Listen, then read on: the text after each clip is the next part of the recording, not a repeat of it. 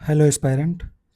आज है 23 जून और आज हम पीआईबी के टॉप इम्पॉर्टेंट टॉपिक्स को डिस्कस करेंगे जो आपके अपकमिंग एग्ज़ाम के लिए बहुत महत्वपूर्ण हैं। आज के जो टॉपिक हैं हम पहले उनको देख लेते हैं कि किन किन टॉपिक के बारे में हम पढ़ने वाले हैं।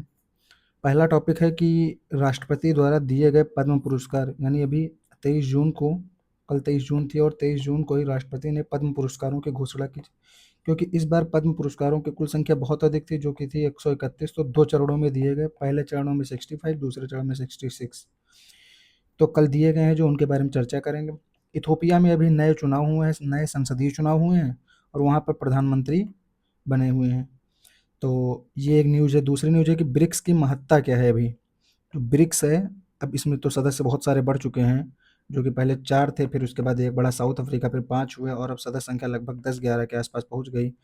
जहां इसकी महत्ता लगातार क्या है और इसके बारे में मेंस का क्या क्वेश्चन बनाया जा सकता है। डॉक्टर श्यामा प्रसाद मुखर्जी का बलिदान दिवस, इसके बारे में जानकारी देखेंगे।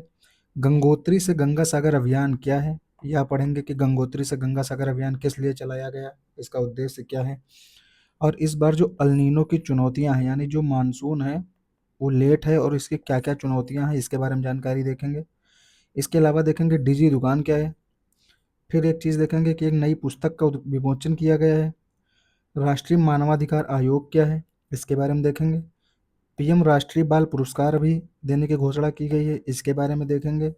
फिर देखेंगे कि आइची नगोया एशियन गेम्स ये क्या थे, इनके बारे में देखेंगे। फिर देखेंगे वीओ चिदम्बरम पोर्ट ने, जो भारत का पहला पोर्ट बना है अभी मोबाइल एप्लीकेशन के थ्रू कुछ काम कर रहा है, उसके बारे में। और इथेनॉल ब्लेंडिंग के बारे में, क्योंकि इसका मुद्दा बहुत ज़्यादा अभी हॉट टॉपिक में आता है।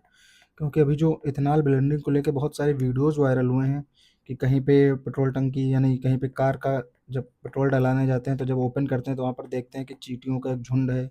ऐसे वीडियो, या बोतल में भरते हुए हमने देखा होगा कि उसमें दिखा रहे हैं कि सीधे गन्ने के रस में पेट्रोल मिला दिया जा रहा है। और स्वच्छ भारत मिशन शहरी 2.0 क्या है, इसके बारे में देखेंगे।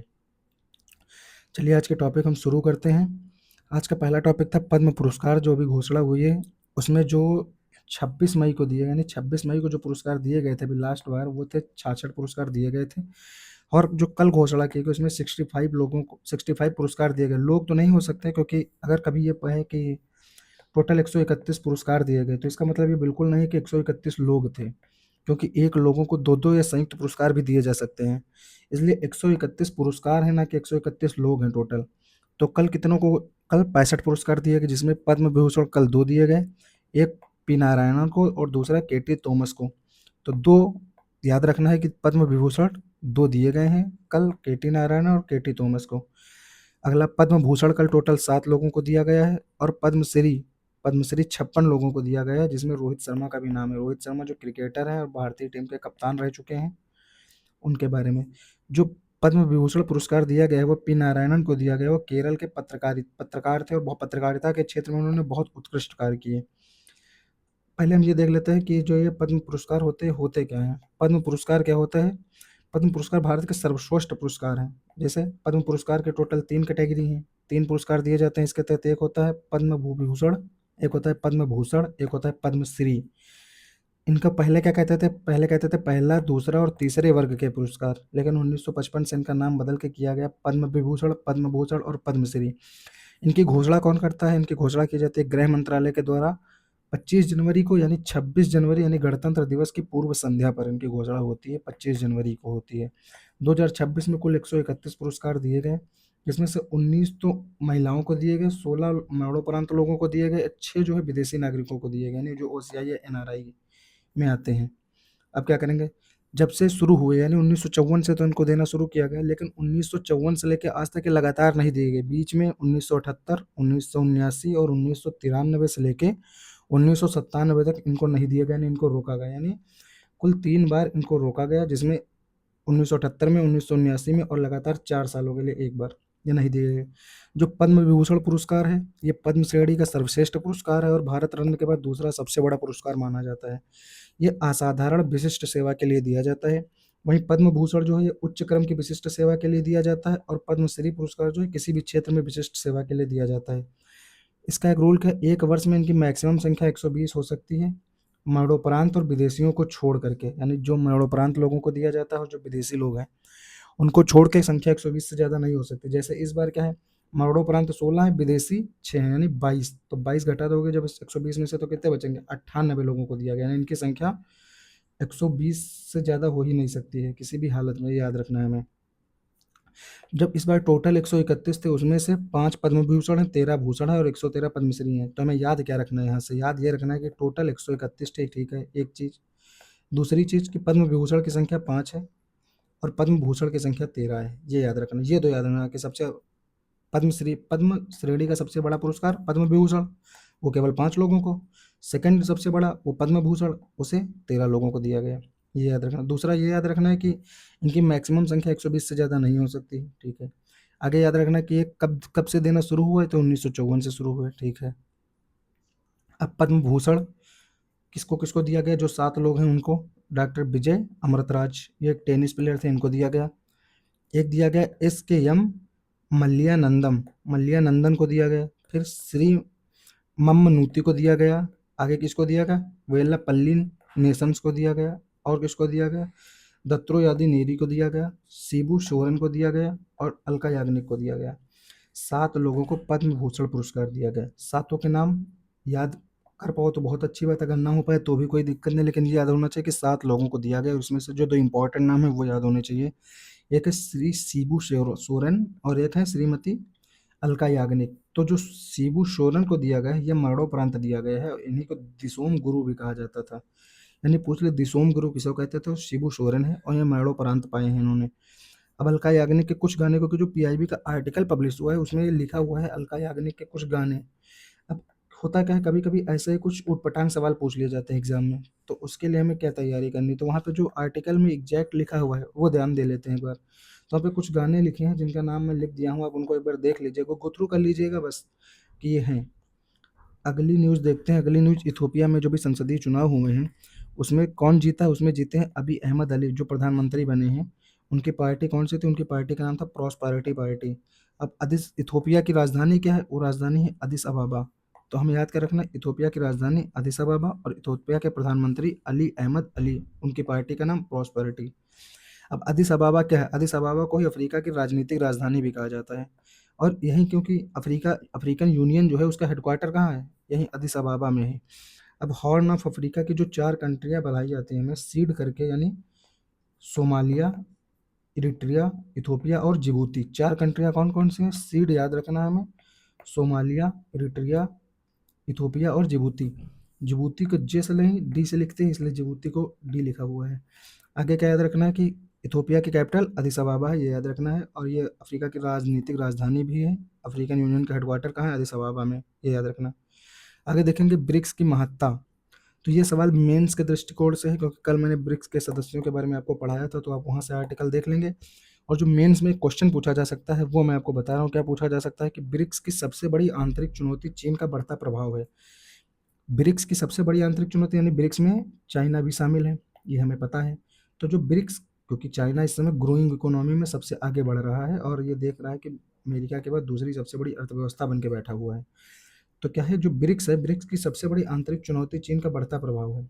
अब चीन इस समूह को पूरी तरह से अमेरिका विरोधी ब्लॉक बनाना चाहता है, जबकि भारत और ब्राजील और दक्षिण अफ्रीका इसे गैर पश्चिमी मंच बनाए रखना चाहते हैं, ना कि अमेरिका का विरोधी। इस कथन के आलोक में टिप्पणी करना है आपको, टोटल 250 शब्दों में, 250 शब्द और 15 अंक। तो ये क्वेश्चन आप लिखने का कोशिश कीजिएगा, और जो मैंने कल क्वेश्चन दिया था उसका डिस्कशन मैं आज करूंगा आपके साथ। एक अभियान चलाया गया है, गंगोत्री से गंगा सागर अभियान। ये अभियान क्या है, सिर्फ इतना याद रखना कि गंगोत्री से गंगा सागर अभियान किससे रिलेटेड है, ये योग से रिलेटेड। अब इसमें हुआ क्या, इसमें टोटल 2525 किलोमीटर की एक यात्रा की गई है। अब वो यात्रा कहाँ से शुरू हुई, यात्रा शुरू गंगोत्री यानी ऋषिकेश से। ऋषिकेश, हरिद्वार, प्रयाग, वाराणसी, पटना, हुगली के घाटों को जोड़ते हुए कॉमन योग प्रोटोकॉल सत्र और जागरूकता के द्वारा। कॉमन योग प्रोटोकॉल यानी योग से रिलेटेड है और किसके द्वारा शुरू की गई है, इसका आयोजन किया गया है आयुष मंत्रालय यानी राष्ट्रीय आयुष मिशन के द्वारा।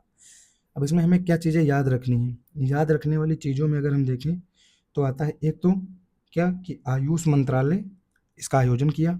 दूसरा, यात्रा की लंबाई टोटल 2525 किलोमीटर और योग से रिलेटेड है। आगे देखेंगे एक टॉपिक, अल नीनो की चुनौतियाँ।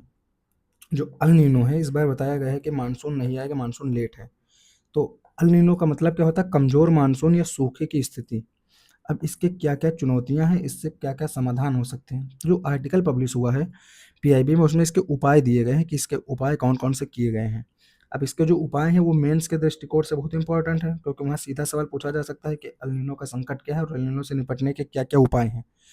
तो जो हम उपाय पढ़ेंगे वहाँ पे क्या है, उसका पहला उपाय है जिला कृषि आकस्मिकता योजनाओं का गठन किया गया है, यानी डीएसीपी का गठन किया गया है। अब इसका गठन कौन किया है? इसका गठन किया है आईसीएआर के द्वारा। आईसीएआर के द्वारा, इंडियन काउंसिल एग्रीकल्चर रिसर्च के द्वारा किया गया है। अब कार्य क्या करेगी? ये कार्य करेगी कि हर जिले की जो जलवायु मौसम पैटर्न है, हर जिले का अलग-अलग जलवायु है, क्योंकि भाई भारत में जैसे थोड़ा बदलो बढ़ोगे आप किसी भी एक एरिया में जाएँ और जैसे बढ़ते जाएँगे आपको जलवायु में बदलाव दिखता जाएगा। तो जो बदलाव हो रहा है उसी के हिसाब से वैकल्पिक फसलें कौन-कौन सी हो सकती हैं? कौन सी फसलें लगाई जानी चाहिए इस समय? क्योंकि मानसून लेट है, यानी सूखे की स्थिति आने वाली है, तो कौन सी फसलें कम जल लेंगी, कौन सी फसलें कम समय में पक जाएँगी, उनका वैकल्पिक समाधान दिया जाएगा। आगे क्या दिया गया? दूसरा उपाय जल संरक्षण और सिंचाई प्रबंधन किया गया। अब कहा क्या गया कि जो वीवी ग्राम जी योजना चलाई गई थी अभी, मनरेगा का विकल्प ढूँढा गया था, मनरेगा का नाम बदल के क्या किया गया? वीवी ग्राम जी। तो वीवी ग्राम जी योजना के तहत क्या किया गया? अब इसके तहत कहा जा रहा है कि आप तालाब, जलाशय इनका सबका पुनरुद्धार कीजिए, ताकि मैक्सिमम जल को हम स्टोर कर सकें। एक उपाय और क्या किया गया? कम अवधि में पकने वाली फसलों को बढ़ावा दिया जाए, यानी जो फसलें कम अवधि में पक जाएँ, उनको बढ़ावा दिया जाए और जो फसलें कम पानी में बेहतर उत्पादन दे सकें, जैसे तिलहन और मोटा अनाज, यानी जिसे कहते हैं श्री अन्न, इनको बढ़ावा दिया जाए। एक चीज़ और, वो क्या है? वो है कि बीज, उर्वरक और इनपुट की अग्रिम व्यवस्था सरकार ने कर ली है, कि बीज, उर्वरक और इनपुट, यानी इन सब की कमी ना हो पाए, इसकी अग्रिम व्यवस्था सरकार द्वारा कर ली गई है। एक चीज़ और की गई है, वो की गई है कि जो कृषि विज्ञान केंद्र हैं, इनके माध्यम से किसानों को तकनीकी सलाह दी जाएगी, यानी हर एक पल की उन्हें जानकारी दी जाएगी। आगे पीएम किसान सम्मान निधि और किसान क्रेडिट योजना के तहत वित्तीय योगदान भी दिया जा रहा है।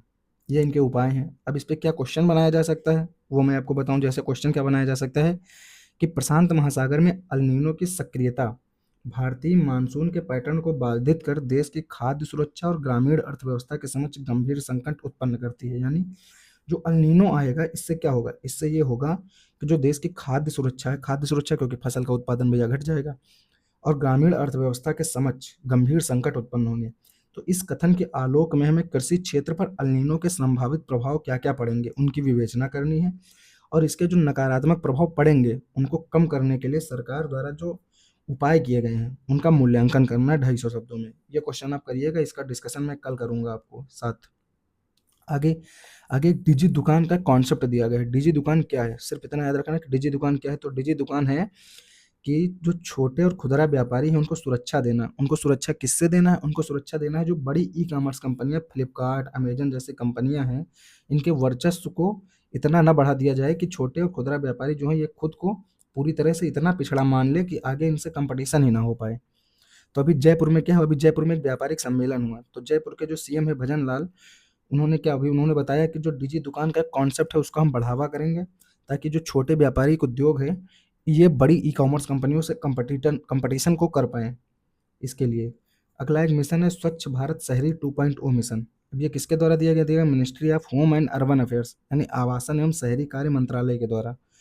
ये आवासन एवं शहरी कार्य मंत्रालय का एक प्रोग्राम है। अभी 1 अक्टूबर 2021 को लॉन्च हुआ था, याद रखना है इसकी लॉन्च डेट। आगे याद रखना कि इसकी अवधि कितनी थी? 5 वर्ष के लिए था। 2025-26 में समाप्त होगा और इसका मूल्यांकन होना है इसी वर्ष।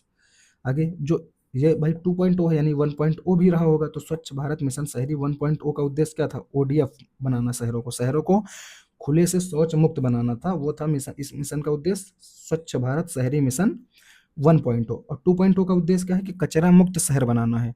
तो हमें क्या याद रखना कि जो 1.0 है उसका क्या था? खुले से शौच मुक्त करना है शहरों को, और जो 2.0 है उसका क्या उद्देश्य है? उसका कचरा मुक्त शहर बनाना है। आगे अब ये चर्चा में क्यों आ गया अचानक से? चर्चा में आया क्योंकि जो भोपाल है मध्य प्रदेश का, वो झीलों का शहर जिसे कहते हैं, उसने इस क्षेत्र में बहुत गजब का काम किया, यानी बहुत उत्कृष्ट कार्य कर रहा है भोपाल, इसलिए चर्चा में आ गया। आगे देखेंगे जो इथेनॉल ब्लेंडिंग वाला मुद्दा इस समय चल रहा है वो क्या है?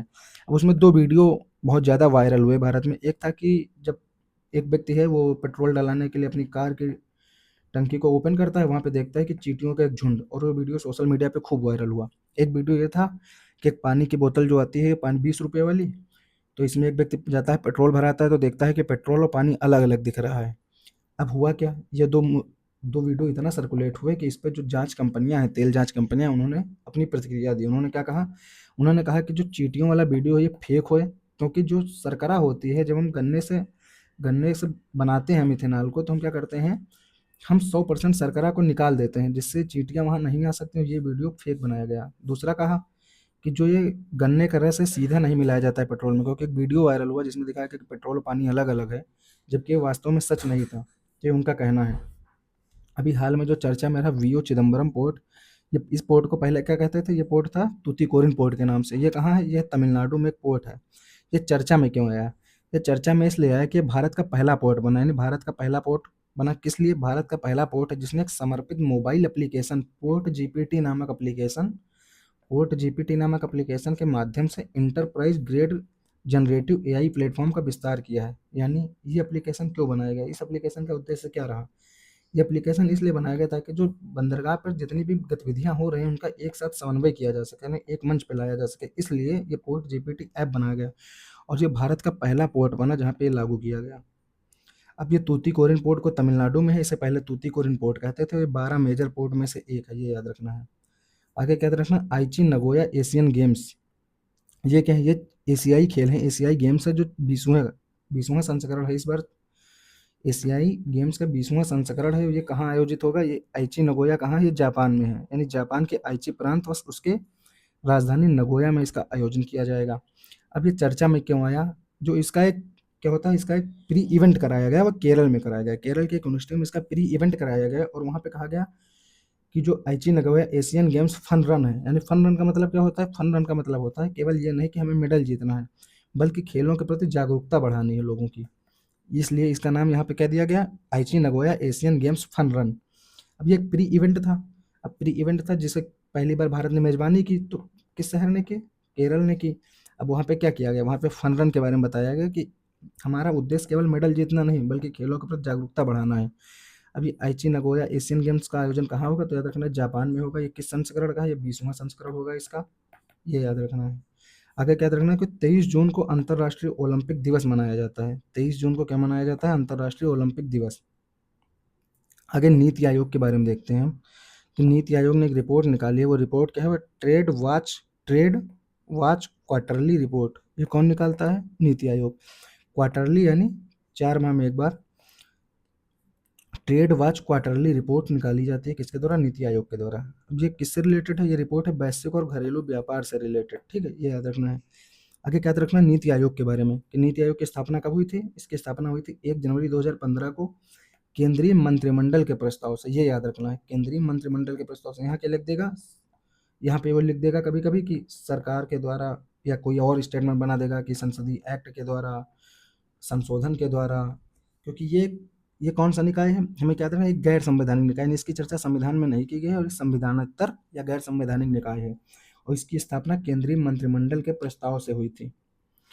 अब ये क्या है? ये जो भारत सरकार के एक थिंक टैंक के रूप में काम करता है, और ये बॉटम बॉटम अप दृष्टिकोण पर कार्य करता है, और जो इससे पहले की संस्था थी इसकी जगह पर योजना है वो अप टू बॉटम काम करती थी, और ये बॉटम टू अप काम करती है, ये याद रखना है। अब इसके पदेन अध्यक्ष कौन होते हैं? प्रधानमंत्री होते हैं, और जो इसकी गवर्निंग काउंसिल होती है, यानी शासी परिषद होती है, उसमें सभी राज्यों के मुख्यमंत्री शामिल होते हैं। सभी राज्यों के मुख्यमंत्री इसकी शासी परिषद में शामिल होते हैं, याद होना चाहिए। अब इसके प्रथम उपाध्यक्ष कौन थे? होते हैं अरविंद पनगड़िया, ये याद रखना। अब कौन कौन सी रिपोर्ट निकालती है इसकी चर्चा कर लेते हैं। अब ये एक रिपोर्ट निकालता है एसडीजी इंडिया इंडेक्स, एक रिपोर्ट निकालता है राष्ट्रीय मल्टी पावर्टी इंडेक्स, एक रिपोर्ट निकालता है state energy and climate index, एक रिपोर्ट निकालता है अटल इनोवेशन मिशन, एक रिपोर्ट आती है इंडिया इनोवेशन इंडेक्स, और एक रिपोर्ट आती है एक्सपोर्ट प्रिपेयर्डनेस इंडेक्स, यानी निर्यात तत्परता सूचकांक। ये रिपोर्टें इसके द्वारा निकाली जाती हैं, जिस पे हमें नज़र बनानी है, देखना है, और बार बार जब देखेंगे तो खुद ही याद हो जाएगा, ऐसी चीज़ें नहीं कि जो याद ना हो पाए कभी। प्रधानमंत्री राष्ट्रीय बाल पुरस्कार के बारे में देखते हैं कि ये किस आयु वर्ग के लोगों को दिया जाता है? तो 5 से 18। इतना याद रखना है। क्या याद रखना है कि ये 6 श्रेणियों में दिया जाता है, मरणोपरांत नहीं दिया जाता है, कभी कभी अपवाद देखे गए हैं। आगे क्या देखना कि ये किसकी याद में दिया जाता है, तो जो 10वें गुरु गुरु गोविंद सिंह थे, सिख के 10वें गुरु कौन थे, गुरु गोविंद सिंह थे, उनके जो साहिबजादे थे उनके बलिदान के उपलक्ष्य में देते हैं। अब ये राष्ट्रीय बाल पुरस्कार कब दिया जाता है, 26 दिसंबर को वीर बाल दिवस के उपलक्ष्य में राष्ट्रपति द्वारा दिया जाता है, ये याद रखना है। कब, 26 दिसंबर को क्या होता है, वीर बाल दिवस होता है। अब इसमें बच्चे स्व नामांकन कर सकते हैं, ये याद रखना है। अब राष्ट्रीय मानवाधिकार आयोग, इसके बारे में आज के पीआईबी आर्टिकल में चर्चा की गई। जो न्यूज़ है वो काम की नहीं है, लेकिन वहाँ पे राष्ट्रीय मानवाधिकार आयोग के बारे में हम पढ़ लें ताकि कोई स्टैटिक का सवाल आए तो वो सही हो जाए। कैसे कि ये एक संविधिक संस्था है, सांविधिक संस्था है, ये स्टैट्यूटरी बॉडी है। तो इसकी स्थापना किससे हुई, संसद के कानून से हुई है। अब इसकी स्थापना कब की गई, इसकी स्थापना याद रखना है 12 अक्टूबर 1993 को की गई है, 12 अक्टूबर 1993 को। जो मानवाधिकार संरक्षण अधिनियम 2019 है उसके तहत की गई है। अब इसका अध्यक्ष केवल वही व्यक्ति बन सकता है जो भारत का क्या रहा हो, सीजीआई रहा हो, यानी चीफ जस्टिस ऑफ इंडिया रहा हो, या सुप्रीम कोर्ट का न्यायाधीश रहा हो। यानी हाई कोर्ट का न्यायाधीश या हाई कोर्ट का चीफ जस्टिस इसका अध्यक्ष नहीं बन सकता, ये याद रखना है। इसका कार्यकाल कितना होता है, 3 वर्ष या 70 वर्ष, यानी 3 वर्ष या अधिकतम आयु 70 वर्ष से पूर्व। ठीक है, ये याद रखना है कि 3 वर्ष रहेगा या तो 70 वर्ष की आयु पूर्ण होने तक रहेगा। नियुक्ति कौन करता है, राष्ट्रपति करता है। अब राष्ट्रपति किसके आधार पर करता है, वो 6 सदस्यीय समिति होती है, उसके आधार पर इसकी नियुक्ति की जाती है। अब क्या रखना, जो 6 सदस्यीय समिति है उसके अध्यक्ष कौन होते हैं, प्रधानमंत्री होते हैं। वो 6 सदस्य कौन कौन से हैं जो इस समिति में शामिल हैं, तो एक तो प्रधानमंत्री हो गए, एक क्या हो गए, एक हो गए लीडर ऑफ अपोजिशन लोकसभा के, यानी लोकसभा के विपक्ष के नेता। दूसरे हो गए गृह मंत्री। एक और कौन हो गए, वो हो गए लोकसभा स्पीकर। और कौन हो गया, राज्यसभा के विपक्ष के नेता। और कौन हो गया, राज्यसभा के उपसभापति। ये टोटल 6 लोग हैं जिनके जो इस समिति में शामिल हैं, जिनकी सिफारिश पर इसके अध्यक्ष और सदस्यों की नियुक्ति की जाती है। अब इसमें टोटल पदेन सदस्य 7 होते हैं, संख्या याद रखना कि पदेन सदस्यों की संख्या कितनी है, वो 7। अब हम डिस्कस करेंगे, कल जो हम आपको क्वेश्चन दिया था, आपने मेंस का एक क्वेश्चन दिया था, 2 क्वेश्चन शायद दिए थे मैंने आपको मेंस के, तो वो क्वेश्चन कैसे लिखने हैं, उनका लिखने का फॉर्मेट क्या होना चाहिए, इसके बारे में आज हम चर्चा करेंगे। और जो आज क्वेश्चन दिया है आप उसको कल लिखिएगा, उसके बारे में हम कल जरूर चर्चा करेंगे। तो जो आज क्वेश्चन मैंने आप कल क्वेश्चन दिया था, सॉरी, वो क्वेश्चन क्या था, वो क्वेश्चन था जन विश्वास ही सुशासन की सबसे बड़ी पूंजी है। क्या बताया था आपको कि जो जन विश्वास है वो सुशासन की सबसे बड़ी पूंजी है। एक दूसरा, इस कथन के आलोक में क्या करना है, मूल्यांकन करना है कि पिछले 1 दशक में, पिछले 10 वर्षों में भारत में कल्याणकारी पहलों, प्रशासनिक सुधारों ने नागरिक केंद्रित शासन को किस प्रकार मजबूत किया है। अब इस क्वेश्चन का फॉर्मेट क्या होगा, अब ये कितने शब्दों में लिखना है, तो ये जो क्वेश्चन हमें लिखना है, ये क्वेश्चन लिखना है 250 शब्दों में। तो 250 शब्दों को मैं डिवाइड करता हूँ कैसे, जैसे आप क्या करेंगे, आप करेंगे ये कि 30 से 40 शब्द में इसकी भूमिका लिखेंगे। भूमिका यानी इंट्रो लिखेंगे कितने शब्दों में, 30 से 40 शब्दों में। अब कितने शब्द बचे, लगभग शब्द बचे 210 से 220। अब आप क्या करेंगे, अब आप करेंगे कि 180 से लेके 200 शब्दों तक क्या करेंगे, इसका मेन बॉडी लिखेंगे। मेन बॉडी में जो जो डायमेंशन लिखने हैं वो, और जो बचेंगे 20 से 30 शब्द, वहाँ क्या लिखेंगे, वहाँ पर आप लिखेंगे कंक्लूजन यानी निष्कर्ष। वहाँ पे आप निष्कर्ष लिखेंगे इस क्वेश्चन का। अब मैं बताता हूँ क्या क्या लिखना है इसमें। जैसे अगर इसकी भूमिका की चर्चा करनी हो और भूमिका हमें लिखनी हो 30 से 40 शब्दों में, तो हम क्या लिखेंगे, हम शुरुआत करेंगे जन विश्वास और सुशासन को परिभाषित करते हुए, क्योंकि क्वेश्चन किसके बारे में है, जन विश्वास ही सुशासन की सबसे बड़ी पूंजी है। तो हम क्या करेंगे, हम परिभाषित करेंगे जन विश्वास और सुशासन को। हम सबसे सरल भाषा में कैसे परिभाषित कर सकते हैं, कम शब्दों में, तो हम ये लिखेंगे कि शासन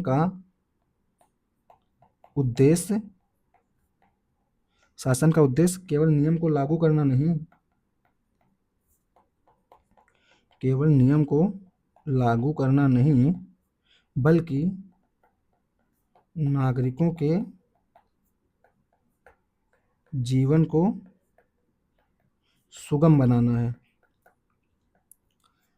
ये लिखेंगे। साथ में क्या लिखेंगे, साथ में लिखेंगे कि द्वितीय प्रशासनिक सुधार, जो सेकंड एआरसी की रिपोर्ट थी, सेकंड एआरसी द्वितीय प्रशासनिक सुधार आयोग के अनुसार नागरिक केंद्रित शासन ही सुशासन का मूल आधार है।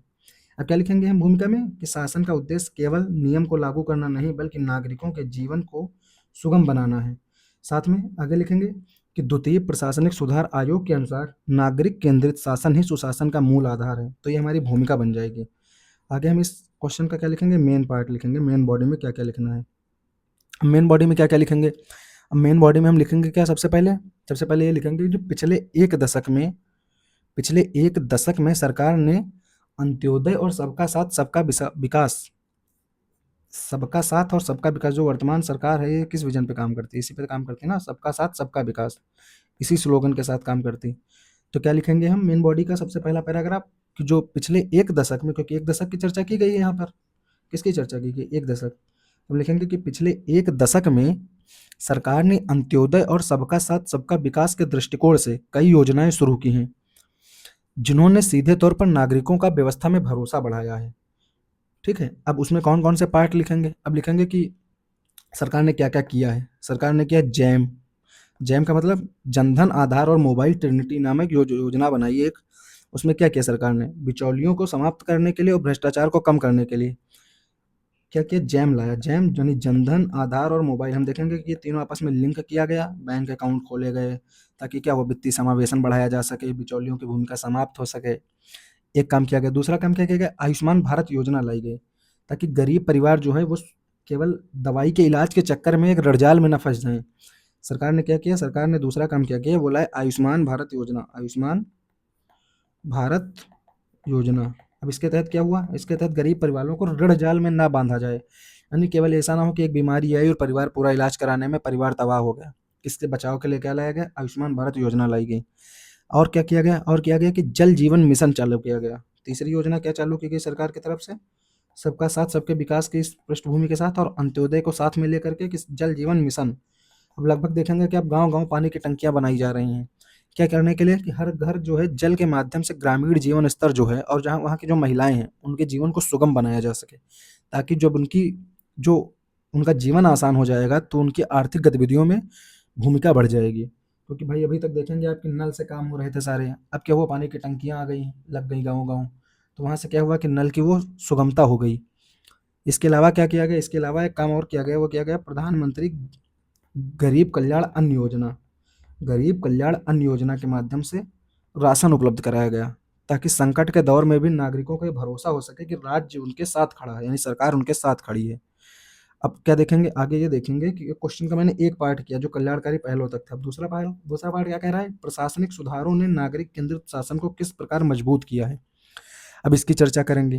अब इसकी चर्चा अगर करनी हो तो यहाँ पे कौन कौन सी चीजें आएंगी? यहाँ पे कुछ चीजें आएंगी, जैसे कैसे?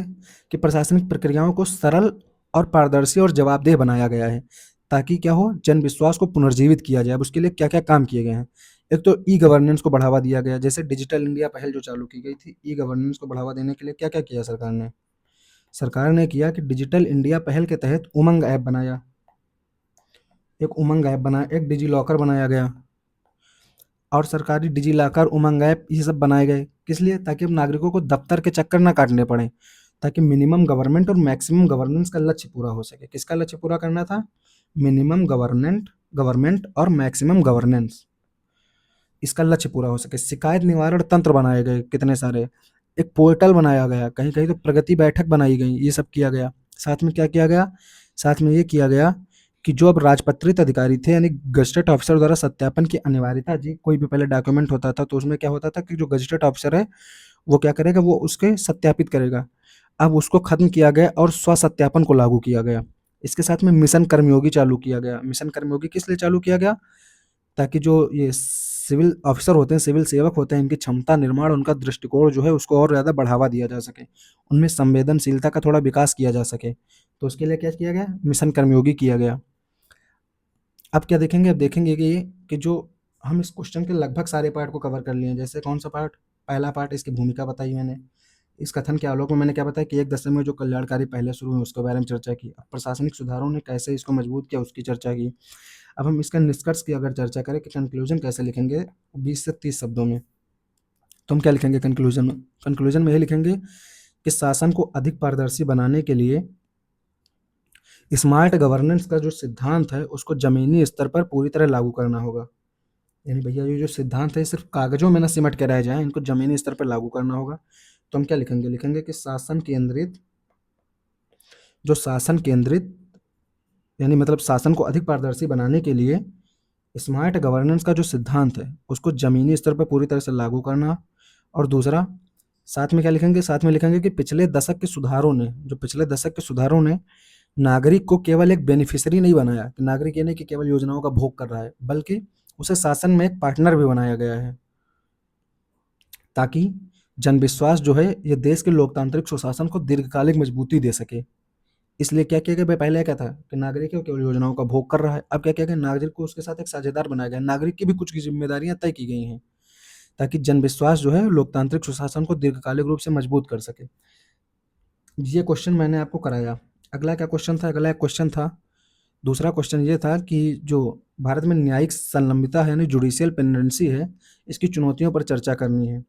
तो क्या है भैया, इसकी भूमिका कैसे लिखनी है, इसकी भूमिका ऐसे लिखनी कि हम सीधे शुरुआत क्या करेंगे, या तो इसको परिभाषित करें कि जुडिशियल पेंडेंसी क्या है, या फिर हम दूसरे तरीके से इसको कैसे लिखेंगे, वो लिखेंगे कि संविधान के अनुच्छेद 21 के तहत त्वरित न्याय के अधिकार का उल्लंघन वर्तमान में हो रहा है, क्योंकि भारतीय न्यायपालिका में लगभग 5 करोड़ से अधिक मामले लंबित हैं, और यह विशेष रूप से हाशिए पर मौजूद वर्ग के लिए न्याय को अत्यंत दुर्गम बना देता है। कैसे लिखेंगे, ये लिखेंगे कि जो आर्टिकल 21 है भैया संविधान के आर्टिकल 21 के तहत त्वरित न्याय का जो अधिकार है उसका उल्लंघन किया जा रहा है। आप लोग नोट करते रहिएगा, ये नहीं कि मैं पूरा क्वेश्चन ही नोट करा रहा हूँ या बैठ के 250 शब्दों में, बल्कि 150 शब्दों में लिखना है तो इसमें कुछ चीज़ें हम कम शब्दों में लिखेंगे। जैसे भूमिका ही है तो भूमिका मात्र इतना ही लिखेंगे क्या, कि संविधान का अनुच्छेद 21 के तहत त्वरित न्याय के अधिकार का उल्लंघन हो रहा है, क्योंकि भारतीय न्यायपालिका में वर्तमान में लगभग 5 करोड़ मामले लंबित हैं, और यह मामले विशेष रूप से हाशिए पर मौजूद वर्गों के लिए न्याय को अत्यंत दुर्गम बना देते हैं। अब इसके मेन बॉडी में क्या क्या लिखेंगे, वहाँ लिखेंगे इसकी चुनौतियाँ क्या क्या हैं। तो चुनौतियाँ क्या क्या हैं, पहली चुनौती में अगर लिखना हो, पहली चुनौती आई भैया कि न्यायाधीशों की कमी है, ठीक है। स्वीकृत पदों की तुलना में न्यायाधीश को बड़े पैमाने पर पद क्या है, वो रिक्त पड़े रहते हैं, तो ये हो गया कि न्यायाधीशों की संख्या में कमी है। दूसरा, बुनियादी ढांचे का अभाव है, उसमें कैसे, जैसे निचली अदालतों में पर्याप्त कोर्ट रूम, आधुनिक तकनीकी की कमी है। तीसरा कमी क्या है, तीसरा है कि लगातार स्थगन होता जाता है, यानी तारीख पर तारीख का सिद्धांत लगातार क्या करता है, मुकदमों को जो होता है साल दर साल खींचता रहता है। दूसरा, आगे क्या लिखेंगे, आगे लिखेंगे कि फिर क्या कह रहा है, एक तो ये हो गया।